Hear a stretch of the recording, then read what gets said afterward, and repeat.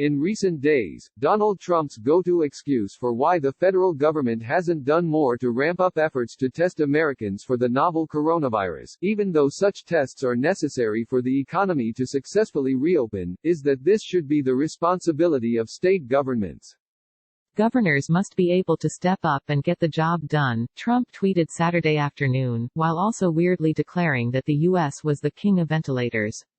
Is he going to start selling them in late-night infomercials? When governors complain that they can't ramp up coronavirus testing, because there's nowhere near enough capacity, Trump denies it, claiming that governors don't want to use all of the capacity that we've created.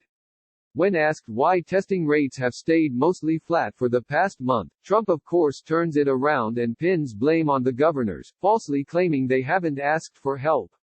It should be obvious what's going on. The Trump administration is doing everything possible to hamstring states' capacity to perform the large-scale testing that would be needed to end the lockdowns safely and reopen the economy. When Trump is called out for this, he lies about it. He literally doesn't want more testing. But why? Maryland's Republican governor, Larry Hogan, told Jake Tapper of CNN, "Every governor in America has been pushing and fighting and clawing to get more tests," and said it was absolutely false to claim there's enough testing capacity. Michigan's Democratic governor, Gretchen Whitmer, also pointed the finger at Trump, saying that her state has the capacity to double or triple the number of tests that we're doing, but because Trump refuses to enact the Defense Production Act to force the production of those materials, they are falling short.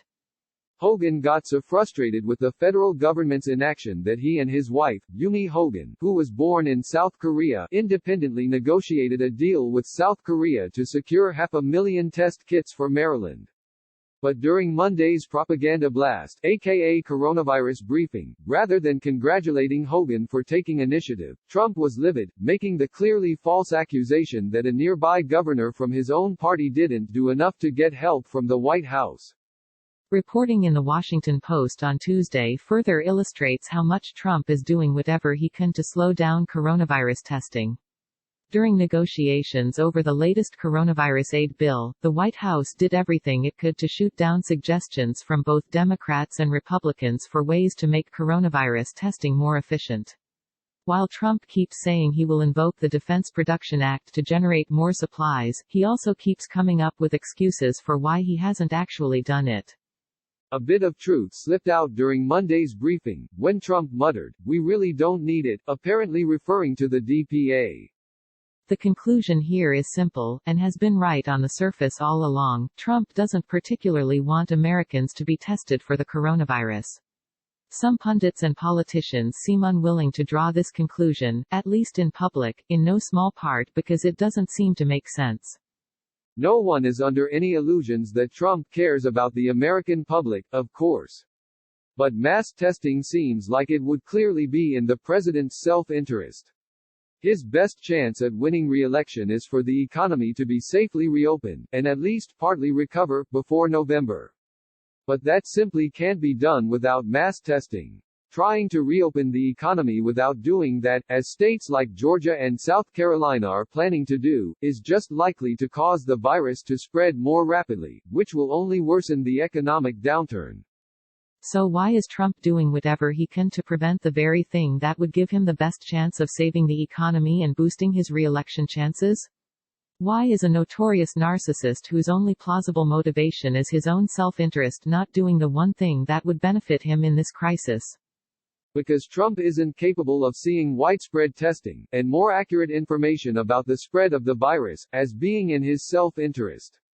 He sees it this way: the more tests that are done, the more confirmed cases are counted, and his impulse is to conceal that larger number if he possibly can. So he's trying to keep the official case count as low as possible through the only method he understands, lying and cheating. In this case, by preventing testing such that no accurate count is possible. It's not like Trump hasn't hidden this desire from the public. "I like the numbers being where they are," Trump said back in March, in justifying his decision to prevent passengers on a cruise ship where the coronavirus was spreading from disembarking. His logic was simple, if idiotic: as long as those infected people stayed on the water, Trump didn't have to count them in the official numbers, which at that point were extremely low. Manipulating that number matters more to him than the health and well-being of human beings. In fairness, almost everything matters more to Trump than the health and well-being of his fellow humans. Early in the crisis, Trump didn't exactly take pains to hide that he felt that the best way to keep the confirmed case numbers low was to make sure that people with COVID-19 never got an official diagnosis. As NPR reporter Dan Diamond noted on March 12, Trump did not push for aggressive testing, even though that would have slowed the virus, because more testing might have led to more cases being discovered. Maybe it's tempting for some folks to believe that Trump has learned his lesson and shifted gears, in the face of overwhelming evidence that mass testing is the only thing that will really make reopening the economy possible. But in reality, telling Donald Trump not to juke the numbers is like telling him not to lie or not to brag about his sexual conquests during what's supposed to be a serious occasion. Trump's strongest instinct is to manipulate the statistics. He can no more stop trying to cheat on the numbers than he can stop cheating on his wives. Lying about statistics is at the heart of who Trump is. The man has never met a number that he didn't think he should immediately improve to flatter himself through straight-up lying and manipulation. Trump compulsively cheats at golf. His first act as president was to force his press secretary to lie about the size of his inauguration crowd, and then to force official photographers to edit the photos to make his crowds look bigger. Trump spent ungodly amounts of effort bullying and manipulating the staff at Forbes to believe he was richer than he was, in order to get on the Forbes 400 list, where he clearly didn't belong. Trump has lied constantly on both his tax returns and his loan applications to banks. Trump's favorite game as a real estate developer was to quote one set of numbers to contractors and then, when they finished the job, to renege on the deal and refuse to pay them what was owed. Trump has obsessively lied about how many women he's slept with, calling tabloid reporters while pretending to be a publicist to plant stories about dating numerous women that were almost certainly not true. Trump lies about his television ratings from his time as a reality TV host. Trump relentlessly lies about his poll numbers, and just this week falsely claimed that 96% of Republicans approved of him. Trump has lied about his charity giving, claiming to have donated millions of dollars when, in fact, he mostly took checks written by other people and passed them off as his own. As president, Trump never met a number he won't lie about. The Washington Post fact-checker counts 291 lies Trump has told about the economic numbers, 257 lies about the size of the border wall, 197 lies about the size of his tax cuts, and 177 lies about the size of trade deficits with China. Trump lied about both his hand and penis size during a Republican primary debate, saying, "Look at those hands, are they small hands?" while holding them up and declaring that there was no problem with something else either. But audiences could see, with their own eyes, that Trump has small hands. As for something else, I will defer to porn star Stormy Daniels, who had the unpleasant experience of sex with Trump, as the authority on that. I could go on, but you get the picture. Trump has a compulsive desire to manipulate statistics to flatter himself, even in cases, such as with his hand or inauguration crowd size, where the lie is visible for all to see and he has nothing to gain by pushing it. Trump lies about numbers compulsively because he has gotten away with it his whole life, mostly by leaving other people to clean up the messes he's made.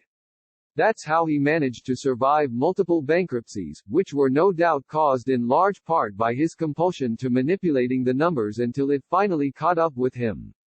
Unfortunately, Trump's instinctive impulse to manipulate numbers has become deadly in the coronavirus era. Trump wants to keep people from getting tested so the official caseload in the U.S. remains artificially low. But as long as people aren't getting tested, they'll keep spreading the virus around and more people will get sick. Plus, the lack of testing hurts the economy, keeping people from returning to work and leading to more bankruptcy and more economic hardship. There's no need to tiptoe around the situation here. Trump is doing everything he can to stop Americans from getting coronavirus tests, and lying about it, because he wants to artificially deflate a number he thinks makes him look bad. His every instinct is to lie and cheat, especially when it comes to concealing truth and manipulating numbers, and he simply will never believe there's any situation he can't lie and cheat his way out of. Understand that, and you understand why we can't have adequate coronavirus testing under this president.